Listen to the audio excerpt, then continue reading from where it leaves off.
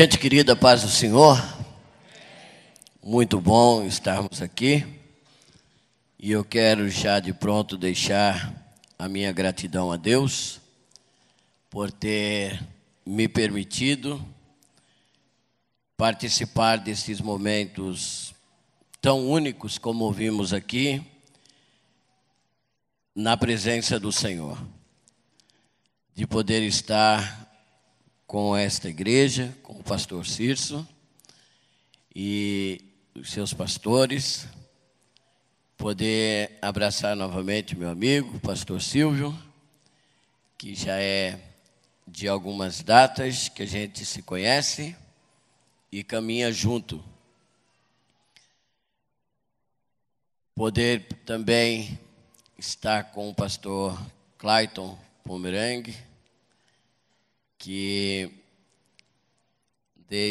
eu achava que eu tinha conhecido ele em 95, mas aí ontem a gente chegou numa história ali embaixo e viu que é bem antes ainda. Então, ele não muda mesmo. Deus abençoe a sua vida, meu amigo, e que a boa mão do Senhor continue assim sobre a sua vida, prosperando sempre. E eu sigo muitos passos dele. E também com o pastor Celso, que é um grande amigo também. Sabe, irmãos, eu vou aproveitar 25 minutos. E eu vou dividir um texto com vocês, mormente com os nossos irmãos, que estarão a partir de hoje assumindo uma posição um tanto quanto diferente nas vossas vidas. Aquele passo que nós falamos na sexta-feira para dentro do sagrado. Vocês vão chegando mais perto da sarça, entende? Com aquela grande necessidade de ir se descalçando. Eu estou no livro do profeta Isaías e vou ler um único versículo para pensar algo bem rapidinho com os irmãos. Profeta Isaías, no capítulo de número 63, o versículo de número 3.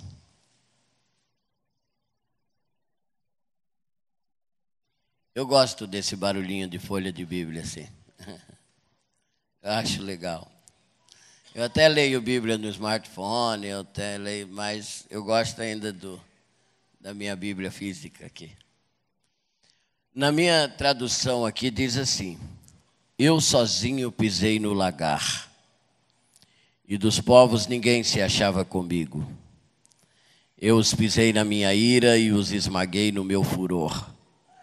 E o seu sangue salpicou as minhas vestes e manchei toda a minha vestidura. Eu vou repetir porque é um texto que a gente não lê todo dia, né? Eu sozinho pisei no lagar, e dos povos ninguém se achava comigo. Os pisei na minha ira e os esmaguei no meu furor, e o seu sangue salpicou as minhas vestes e manchei toda a minha vestidura. Amém. Esse texto é mais um daqueles textos messiânicos que esse profeta nos deixou. Ele falou tudo de Jesus.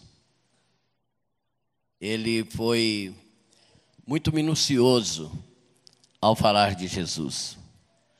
Fala da sua eternidade, fala da sua divindade, fala da sua encarnação, do seu nascimento, fala da sua vida, do lugar onde viveria e desenvolveria o seu ministério, fala muitos detalhes do seu ministério, narra a sua morte com uma precisão tremenda,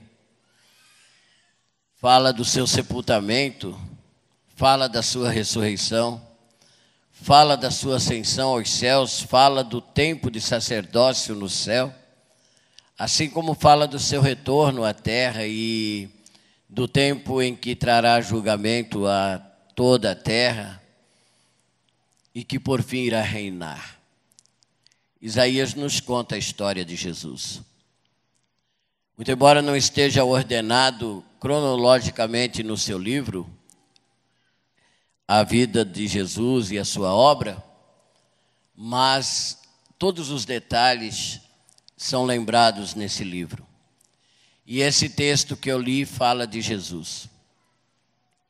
Fala de um momento crucial na vida de Jesus. Um momento único. Um momento em que ele estaria experimentando aquilo que hoje a gente convencionou chamar de o centro da vontade de Deus. De estar simplesmente e unicamente no centro da vontade de Deus. Eu poderia já te adiantar que é o lugar melhor para estar. Talvez não seja o mais gostoso. É o melhor lugar para estar no sentido de segurança, de propósito, de contentamento, talvez não de alegria. É um lugar melhor para estar, mas pode não ser um lugar de sorrisos. Pode ser, às vezes, um lugar de lágrimas, de profundas lágrimas. É o melhor lugar para estar, mas que pode nem sempre ser um lugar onde você será visto, aplaudido, lembrado, reconhecido. Pode ser um lugar de total anonimato, desprezo, de solidão. É um grande lugar para estar, mas pode nem sempre ser um lugar de descanso. Na maioria das vezes, será um lugar de agonia. Eu te assusto. Você diz, se tu continuar, Joel, eu vou ali atrás e tiro o meu nome da lista. Jesus na terra, andando entre os homens, chamava a atenção de muita gente. Trazia muita gente para perto de si, vivia cercado por multidões. Quem lê os primeiros capítulos do livro de Marcos, vê a dificuldade que Jesus tinha para continuar, porque ele estava sempre cercado de multidão. Chega uma hora que ele é forçado a sair do meio deles e chamar para perto deles os homens que ele quer treinar, que ele quer trabalhar com eles, que ele quer mais íntimo, que ele quer passar para eles o que é a sua vida. Mas Jesus vivia acompanhado por muita gente. E eu vou dizer para você, não tem coisa mais gostosa do que a gente estar cercado por um monte de gente. Antes que eu continue, eu quero te fazer duas perguntas e vou tentar chegar com você na resposta nesses 20 minutos. A primeira, o que te atrai em Jesus Cristo? Serve assim. O que te atrai em Jesus Cristo? A segunda, até onde você vai com Jesus Cristo?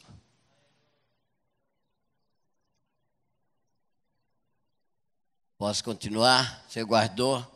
O que te atrai em Jesus Cristo? Até onde você vai com Jesus Cristo?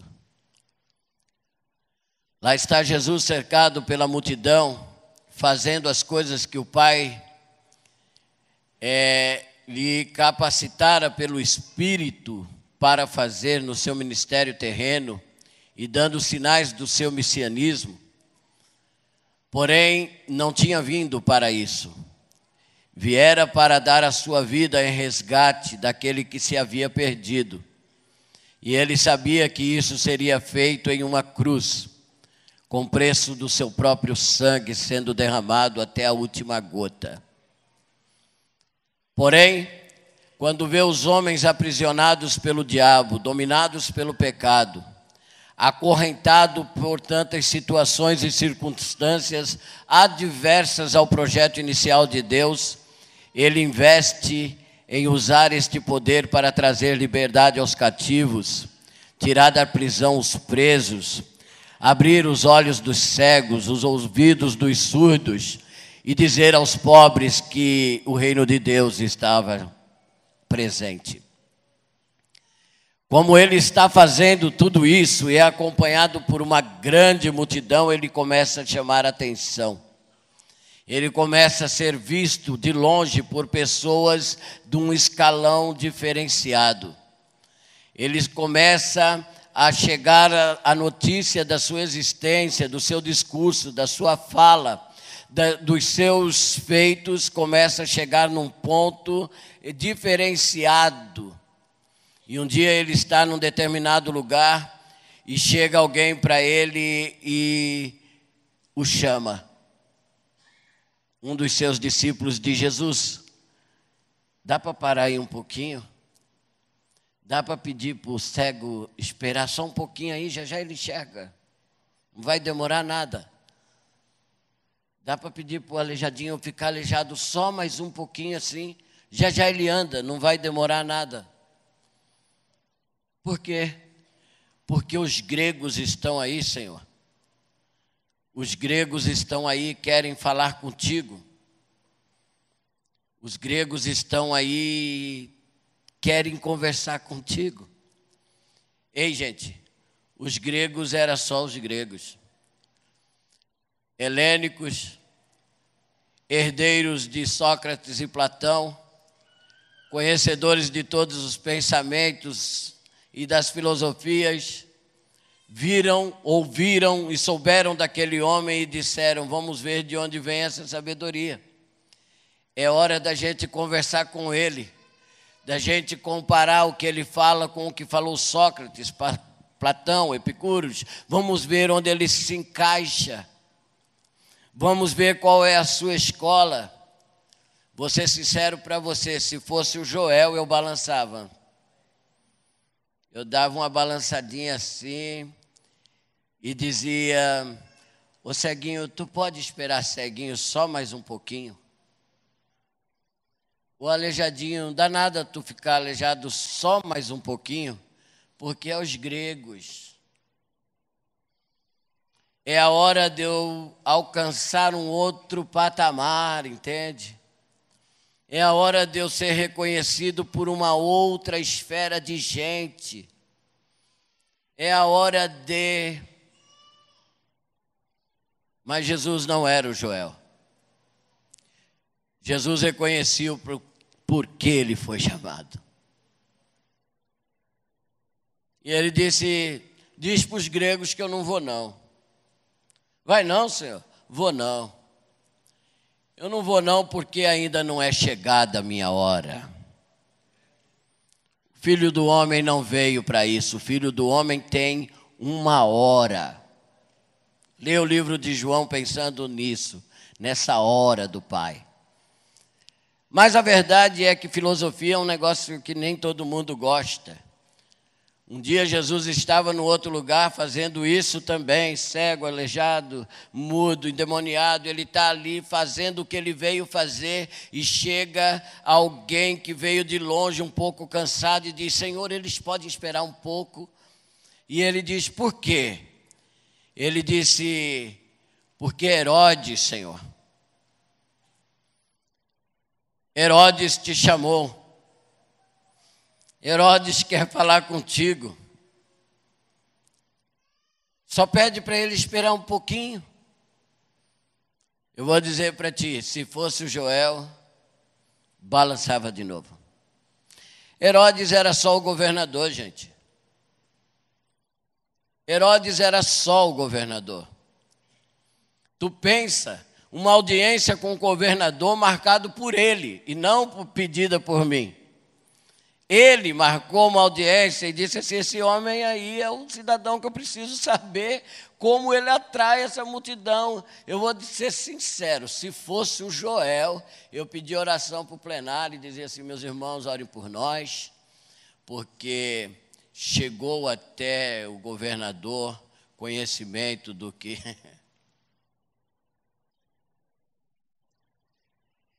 Cego ia continuar cego, mudo, mudo, aleijado, aleijado, endemoniado, endemoniado, e eu na mesa do governador. Mas Jesus não era o Joel.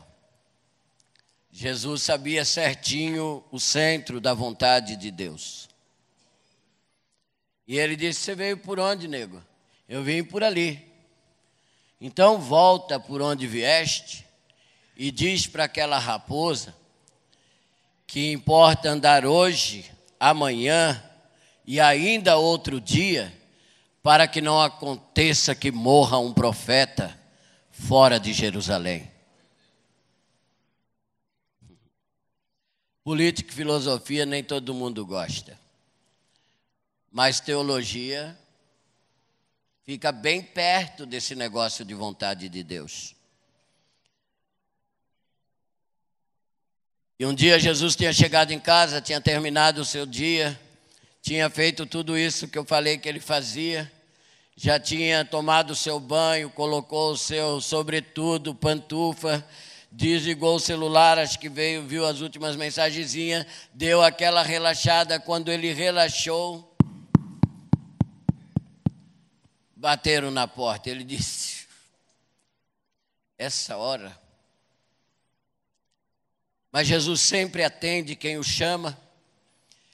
Ele vai, abre a porta, e quando a porta ainda está entreaberta, ele não consegue abrir tudo, o homem pula dentro da casa dele e grita: mestre!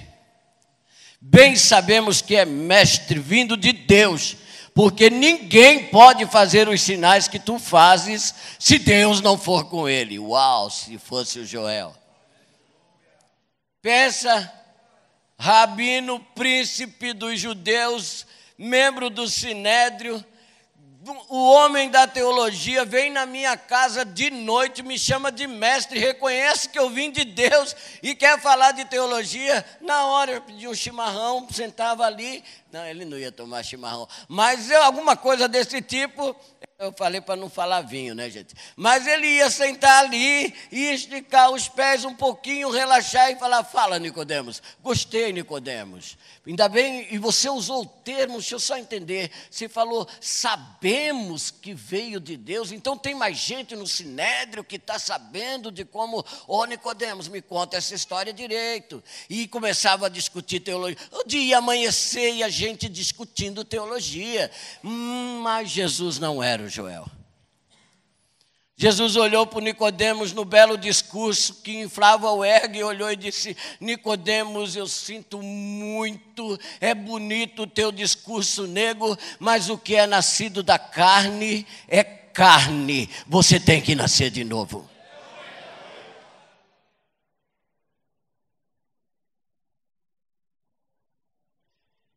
Um dia, ele estava pregando para uma grande multidão e deu a hora, os discípulos falaram: vamos mandar embora, mestre, vão ficar com fome. Quando ele chegar lá, o giazi já está fechado, não tem mais pão. Mestre, vamos despedir. Ele falou: não, eu tenho uma ideia diferente. Que ideia você tem? Dá comida para eles. Dá-lhe voz de comer. E ele disse assim: mas se a gente tivesse 200 dinheiro, a gente não conseguia dar comida para toda essa gente. E alguém tem alguma coisa? Tem um menino ali, um gurizinho ali que tem uns pãezinhos e uns peixinhos. Então traz aqui. Enquanto ele traz ali, você divide o pessoal, manda sentar todo mundo, e vocês vão ver só. Pegou aquilo, deu graça, abençoou, virou para os discípulos e começou a repartir. Pedro, um pedaço de pão, um pedaço de peixe, um pedaço de pão, um pedaço de peixe. Vê onde começa o milagre. Um pedaço de pão, um pedaço de peixe. E aqui na mão dos discípulos já começa a crescer aquilo que veio da mão do menino. Quando os discípulos começam a ver que aqui o que sai da mão do mestre não acaba, eles começam a perceber que na mão deles está sendo posto algo que é milagre. E eles vão trabalhar dali para frente com algo que veio da mão de Deus e que é milagre para o povo. Uau, forte, hein? Só isso. É só nesse negócio que vocês vão entrar hoje. É só isso que é servir ao povo de Deus. É ter nas mãos alguma coisa que veio da mão de Deus e que é milagre para o povo. E eles saem no meio do povo distribuindo milagre. Ó, isso aqui veio da mão de Deus, ó.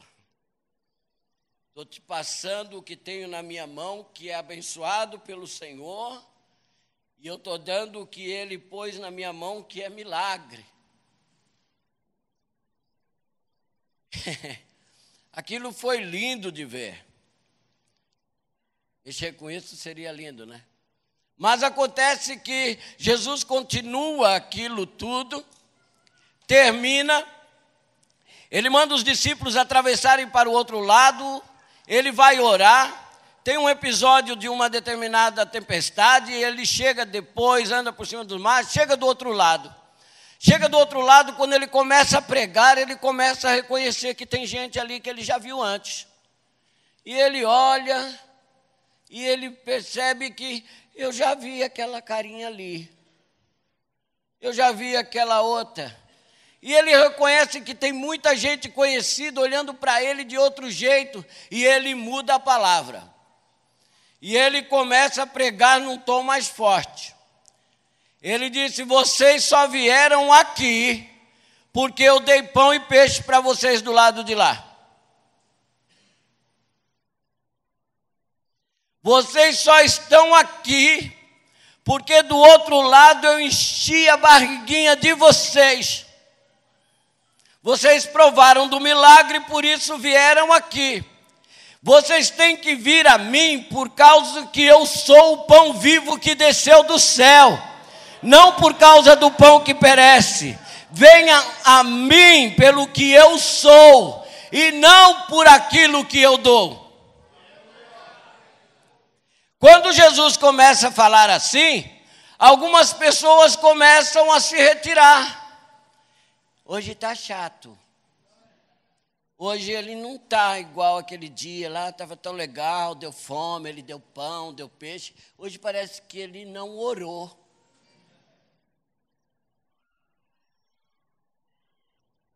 Alguém preocupado correu e disse assim: mestre, ei, o que foi?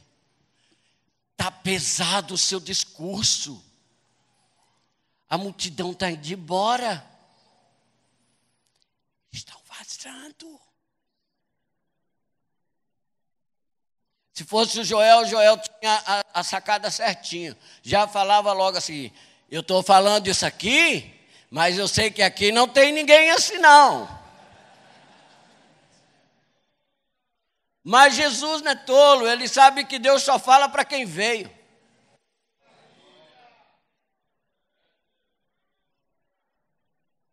Jesus olhou para o discípulo e disse: o que foi? Estão indo embora. Jesus disse: é. Por quê? Porque está duro o teu sermão. E vocês? Não querem ir também? O Pedro deu um pulo e disse assim: para quem iremos nós? Não disse para onde, lugar. Ele disse para quem, pessoa. Para quem iremos nós, se só tu tens palavra de vida eterna? O que te atrai em Jesus Cristo? O que te traz para perto dele? Por que você está... Por que você resolve entrar nesse negócio? Topou esse negócio? Por que não correu antes? Por que veio até aqui? O que está te chamando a atenção em Jesus Cristo?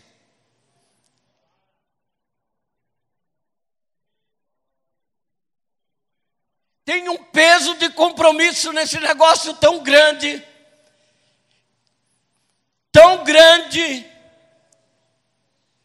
que você deixa de ser seu. Você não é mais a mesma pessoa. Aleluia. Quando Pedro diz aquilo, o Senhor olha para ele. O povo vai, ele despede todo mundo e diz assim: está chegando a minha hora. Vem cá, Pedro. Ô Tiago, João, prepara a Páscoa. Eu quero muito tomar essa Páscoa com vocês. Eu vou embora. Ele vai, arruma um cenáculo, eles preparam a Páscoa. A multidão não foi. Não tinha filósofo, nem político, nem religioso. Ninguém da multidão, nem do culto do pão e do peixe. Lá dentro só estava ele e mais 12. E eles estão participando da Páscoa. Tem o cordeiro, tem o pão, tem as ervas amargas, o vinho, tem os hinos, os salmos, as lamentações que são lidas. Ele está fazendo tudo certinho, todos eles participando. E Jesus se encarrega de jogar um balde de água fria naquela festa. Acabou com a festa. Está todo mundo alegre, feliz, e ele diz assim: um de vocês vai me trair. E todo mundo parou. O Pedro, que estava do outro lado, olhou para o João encostado no peito dele e disse assim: pergunta quem é. Pergunta quem é. O João está encostado no peito dele e diz assim: mestre amado, porventura sou eu? O Mateus, que fazia muitas anotações, trabalhava com isso, está lá do outro lado e dá uma paradinha e diz assim: mestre, porventura sou eu? O Tomé deve ter dito assim: duvido. Não, essa parte não está na Bíblia. Eles vão se perguntando: porventura sou eu? O Judas está do outro lado, é o tesoureiro, está contando as moedas, dá uma paradinha e diz assim: maestro, porventura sou eu? Porque aquele lá era do Paraguai, gente. Aquele não era de verdade. Quando ele pergunta: mestre, porventura sou eu? Jesus olha no olho dele e diz: tu o disseste. E o que tens que fazer, faz logo. A Bíblia diz que naquela hora, Satanás entrou no coração de Judas. E alguém diz: Judas tinha que trair Jesus? Estava predestinado para isso? Ele escolheu isso.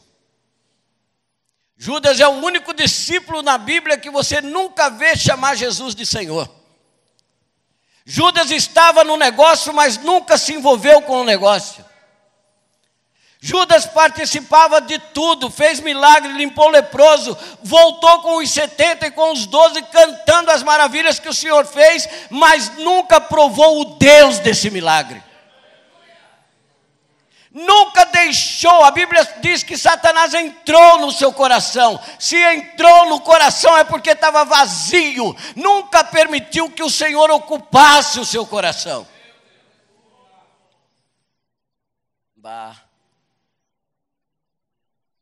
Quando o Senhor diz isso, ele também não pensa duas vezes. Levanta, sai em direção à porta e vai fazer aquilo para qual ele está determinado. vai indo seguir o seu destino. Ouve-se o surdo barulho da porta fechando. Eles estão reunidos e começam a se cutucar. Eu sabia que era ele. Eu sabia que ele era do diabo. Eu sabia que ele era um traidor. Eu sempre olhava esse Judas. Quando Jesus vê aqueles resmungos, ele para e diz: ei, parem. Para vocês todos. Vamos sair daqui. Cantam um hino e saem, descem, atravessam o ribeiro de Cedron, atravessam e chegam no jardim das oliveiras, que fica no Monte das Oliveiras. Chega no jardim, no portão do jardim. Agora ele não está mais com a multidão. Não tem mais os religiosos, filósofos e políticos. Judas também já seguiu o seu destino. Ele chega no portão do jardim e diz para 8 discípulos: vocês fiquem aqui no portão. Vocês parem aqui no portão. Dos 11 ele tira 3, deixa 8 ali, chama Pedro, Tiago e João e diz: vocês 3 entrem comigo jardim adentro. E eles entram. Quando chega num ponto do jardim, ele diz: vocês 3 fiquem aqui.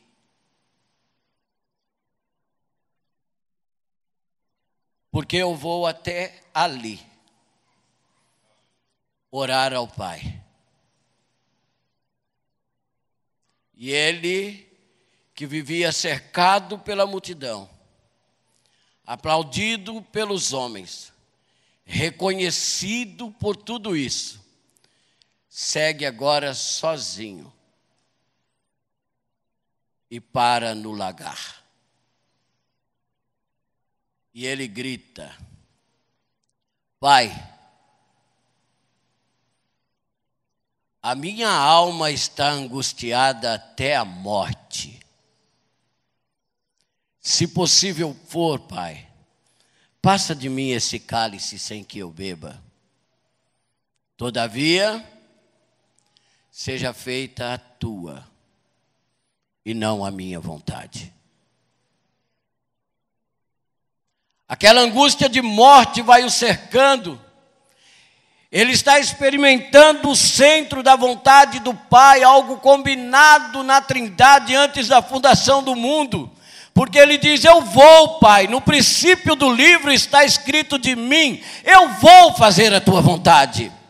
E ele chega nesse momento crucial agora, para tornar histórico o que era um tratado eterno. E ele está ali experimentando a vontade do Pai. E ele tenta voltar para buscar ajuda. E quem está mais perto, está muito longe. E ele diz: o Pedro, o João, acorda, João. Tiago, me ajuda. Gente, a minha alma está angustiada até a morte. Eu estou orando ao Pai que, se possível for, Ele afaste de mim esse cálice sem que eu precise beber. Mas, todavia, que prevaleça a vontade dEle e não a minha. Terminei. Só isso, Joel? Sim, só isso. Eu não sei o dia que Deus te escolheu. Porque não é a gente que escolhe esse negócio. Aliás, se a gente pudesse optar, a gente optava por estar um pouco longe. A gente queria outras coisas. E quando a gente tenta correr, ele só dá uma cochichadinha assim. E quando a gente tenta colocar algumas coisas para dizer para ele: Senhor, eu não tenho isso, eu não faço aquilo, eu não sou aquilo outro. Ele diz: você não está me falando novidade nenhuma, eu te conheço todinho como você é. Mas eu não quero, Senhor. Não é uma questão de você querer. É uma questão de escolha minha. Não escolhestes vós a mim. Eu escolhi a vós. E vos nomeei. E vos enviei. Com propósito que você vá e dê fruto. Não pode parar aqui. Esse negócio tem que dar fruto.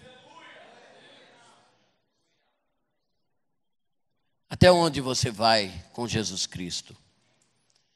Eu espero muito, muito mesmo, ter vindo aqui a Içara pela primeira vez. E eu espero muito que eu não esteja ou não tenha falado nesse lugar para pessoas da multidão. Para aqueles que vêm atrás de Jesus por causa de um reconhecimento, por causa de um status, por causa de algum tipo de divisa que ele possa dar. Mas que tenham entendido isso como uma missão. Oro com toda a força da minha alma para que eu não tenha falado aqui a pessoas que estejam perto dele, enquanto tiver pão e peixe. Enquanto estiver recebendo nas suas mãos algo que é milagre. Vai ter dias de céu de bronze. Vai ter dias que você vai parecer estar falando com um Deus que não ouve. Ou que não se incomoda muito com a sua história, com a sua vida. Vai ter dias que você vai desanimar desse negócio. Vai ter dias de você ver o celular por perto e dizer, agora que eu ligo para ele, entrego tudo e corro daqui.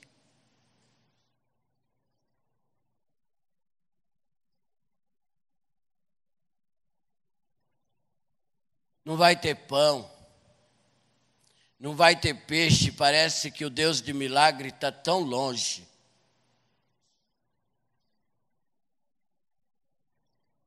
Não murmura, adora. Não murmura, adora. Você não sabe o jeito que ele trabalha.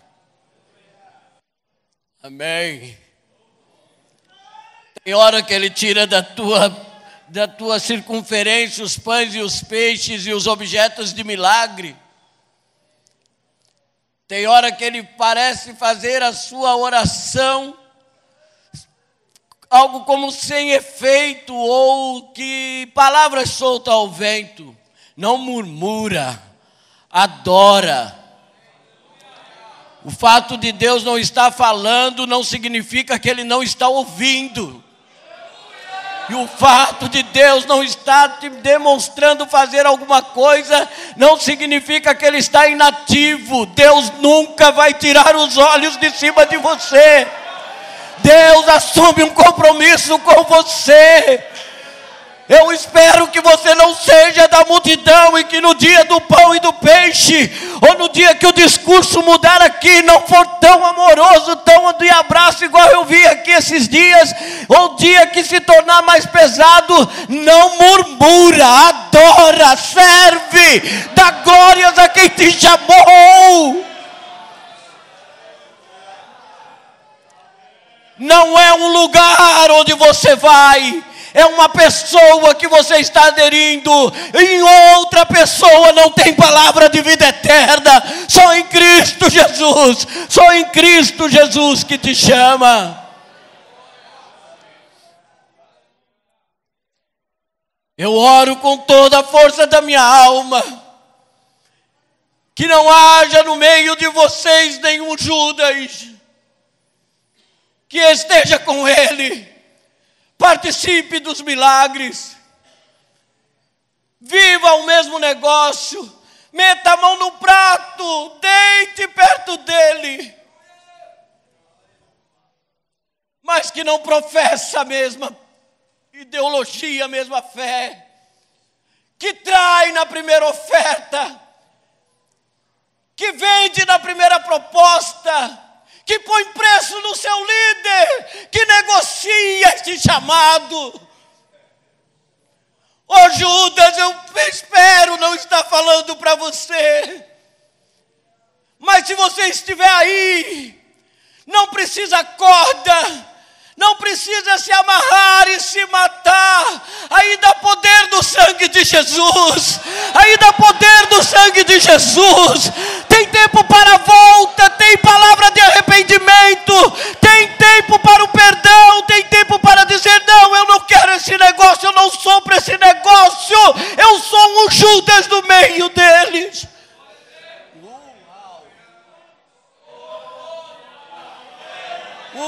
Reguei o diamante,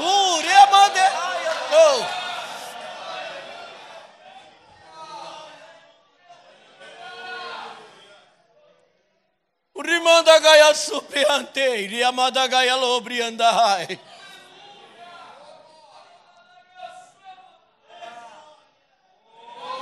Quem sabe você não consegue ir até lá.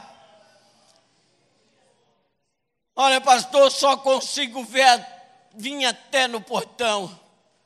Não vendo, não volto por causa do pão e do peixe. Mas eu não consigo, pastor. Ali dentro é lugar de guerra espiritual. Ali dentro a coisa fica mais pesada. Ali dentro homens que são acostumados com a noite dormem. Eu não consigo. Isso não te denigre em nada, você pode parar ali. O negócio é um peso de um compromisso. A maioria ficou ali, ficou 8 ali. Não precisa tanta gente para vigiar um portão. Mas tem gente que só consegue ir até ali. Não é vergonha os seus limites.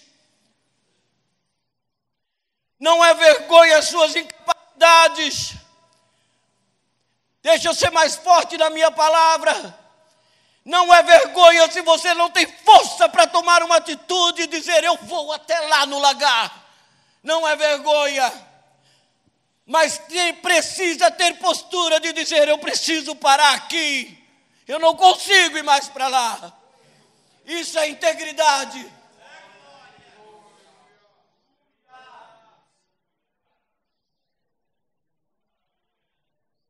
Não, eu entro. Eu vou até lá dentro. Eu sei que lá dentro pesa. Eu sei que lá dentro o mundo espiritual é diferenciado.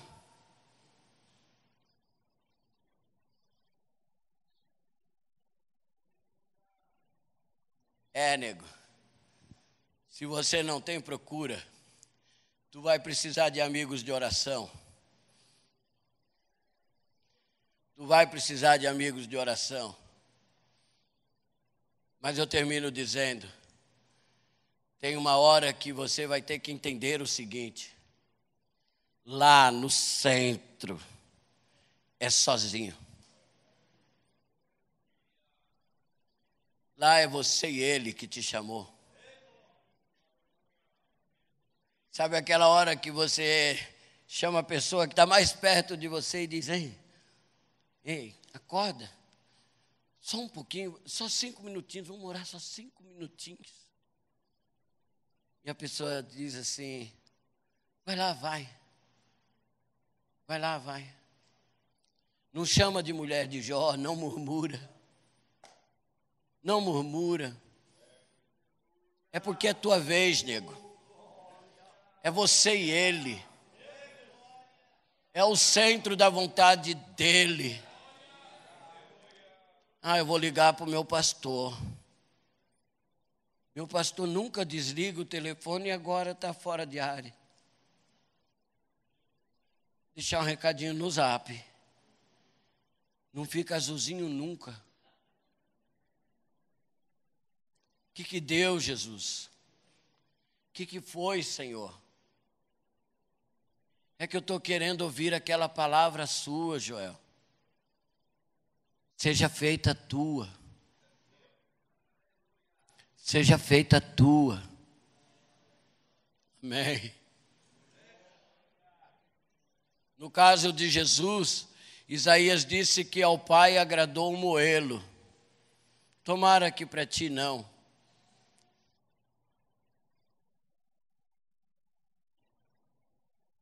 Mas a verdade é que um dia que você diz sim para este negócio, o seu caminho é o lagar. É experimentar a mão do Senhor. O que te atrai em Jesus Cristo? O que te chamou a atenção nele? Por que você abraçou esse negócio?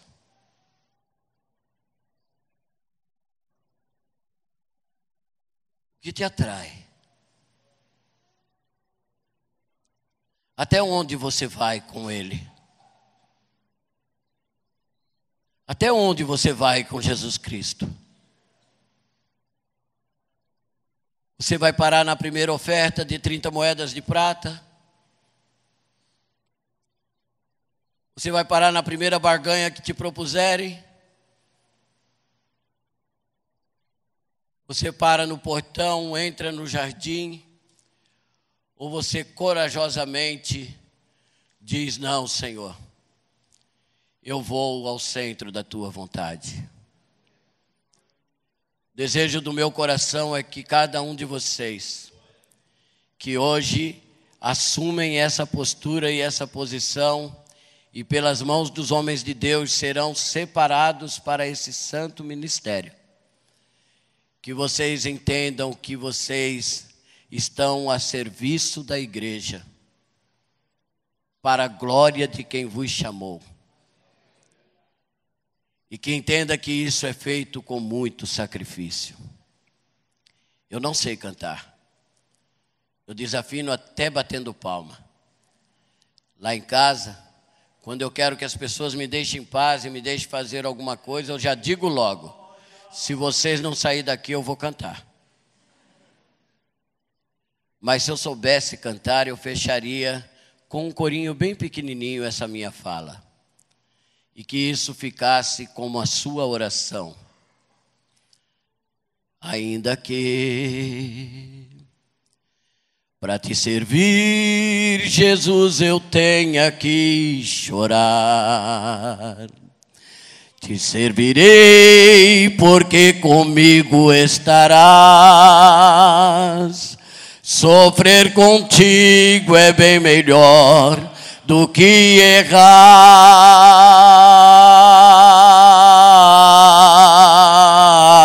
Perdoa-me,